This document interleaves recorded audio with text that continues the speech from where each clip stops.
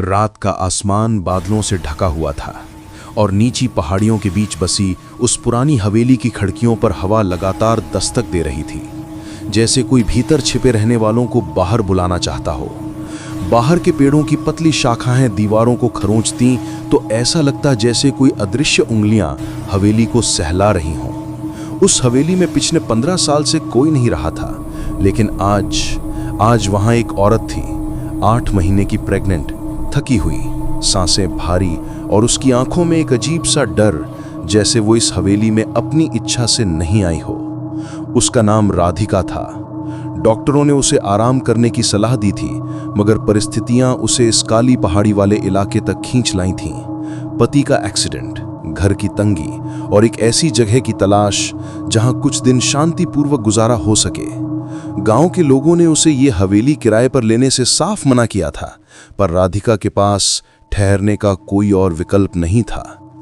हवेली में कदम रखते ही उसे लगा कि भीतर की हवा स्थिर नहीं है, जैसे हर कोना सांस ले रहा हो, हर दरार में कोई छुपा हो। बरामदे में टंगी पुरानी लालटेन अचानक हिल गई, जबकि हवा का एक झोंका भी नहीं था। राधिका हल्का सा मुस्कुराई, खुद को समझाती कि शायद मेरा वहम है, लेकिन उसका हाथ अपने पेट पर और मजबूत हो गया।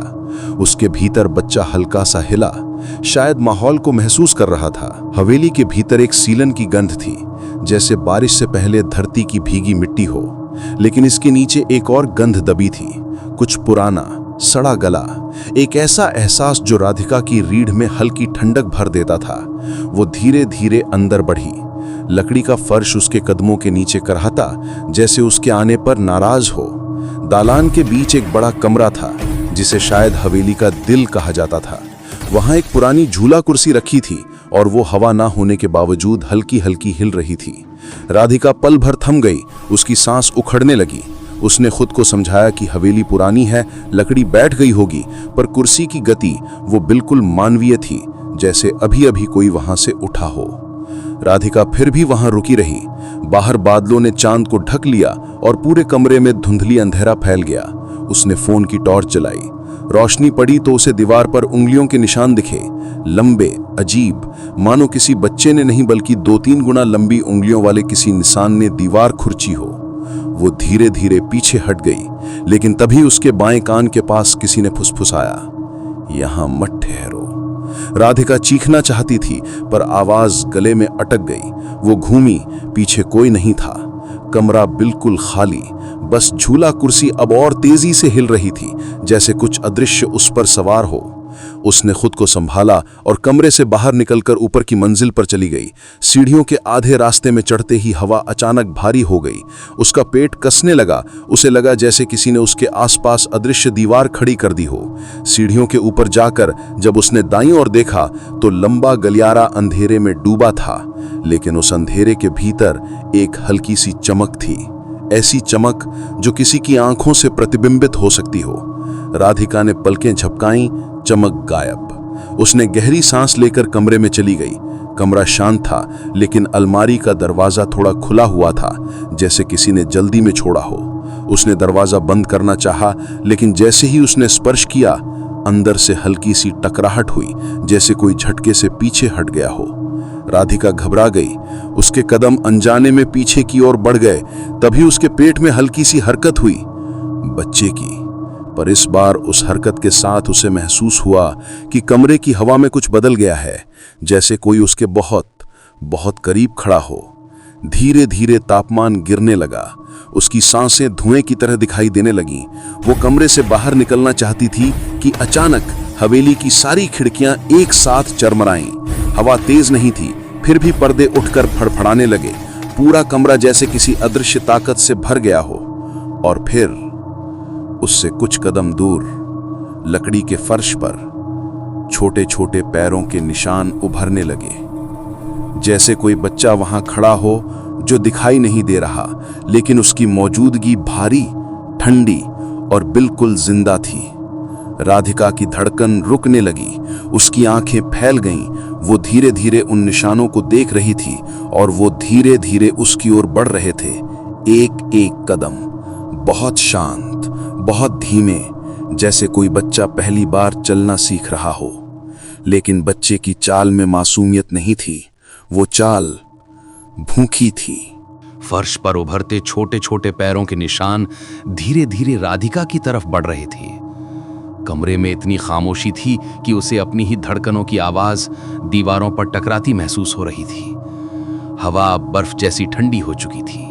राधिका की सांसें पतली होकर बाहर निकल रही थीं, जैसे कोई उसके गले को अंदर से पकड़े खींच रहा हो।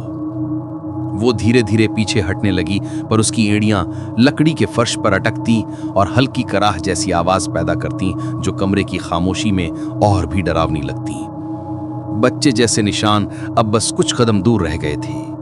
राधिका चाहकर भी चीख नहीं पा रही थी। उसका गला सूख गया था और उसके भीतर का बच्चा उसकी भयभीत धड़कनों के साथ अनियमित रूप से हिलने लगा था। अचानक पैरों के निशान वहीं रुक गए, बिल्कुल उसके सामने। लेकिन अगले ही पल वही अदृश्य मौजूदगी ऊपर उठने लगी, जैसे कोई बच्चा खड़ा हो रहा हो।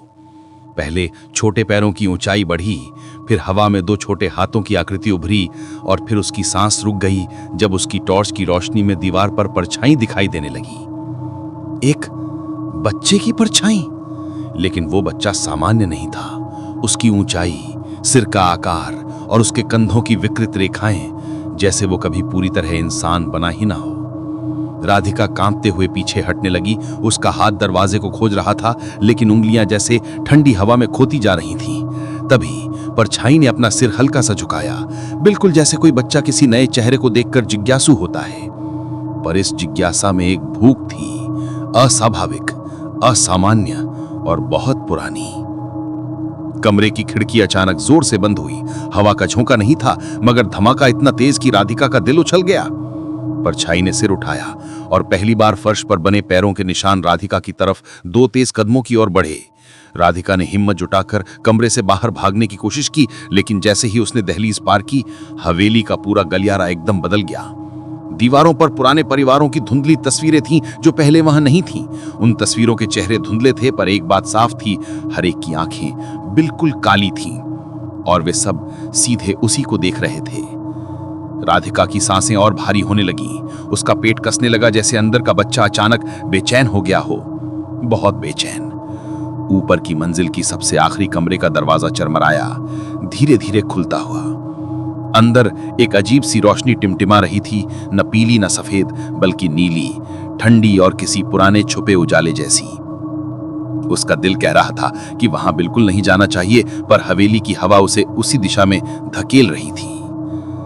हवा भारी, गलियारा लंबा और दरवाजे के उस पार से आती रोशनी धड़कती हुई सी लग रही थी, जैसे किसी दिल की धड़कन।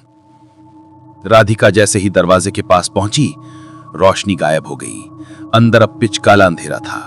वो कांपते हाथों से चौखट को पकड़कर भीतर झांकने लगी, और तभी अंधेरे से एक हल्की सी आवाज आई, एक बच्चे की, बहुत धीमी, बहुत टूटी फूटी,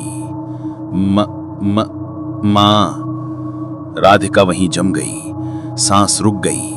उसके भीतर बच्चा अचानक दर्द से तड़पने लगा, जैसे किसी ने भीतर से उसे खींचा हो। उसकी आंखें फैल गईं।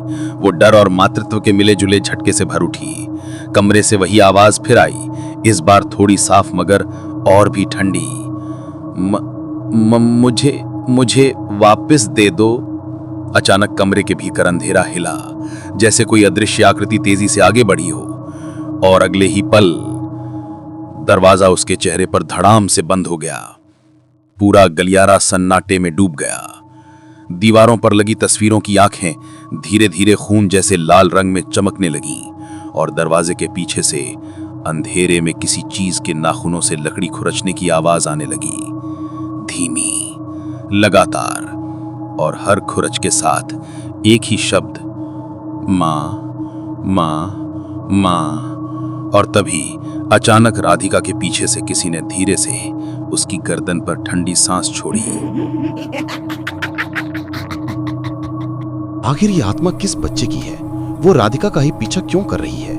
क्या इस हवेली में केवल उसी बच्चे की आत्मा भटक रही है, या फिर कोई और भी ज्यादा खतरनाक चीज अंधेरे में उसका इंतजार कर रही है? और सबसे बड़ा सवाल, क्या राधिका अपने आप को और अपने होने वाले बच्चे को बचा पाएगी, या इस हवेली का अगला शिकार वही बनेगी? जानने के लिए वीडियो को लाइक करें, कमेंट करके बताएं कि अगला पार्ट कब चाहते हैं, शेयर करें और सब्सक्राइब करके बेल आइकन जरूर दबाएं ताकि पार्ट 2 आते ही सबसे पहले नोटिफिकेशन आपको मिले।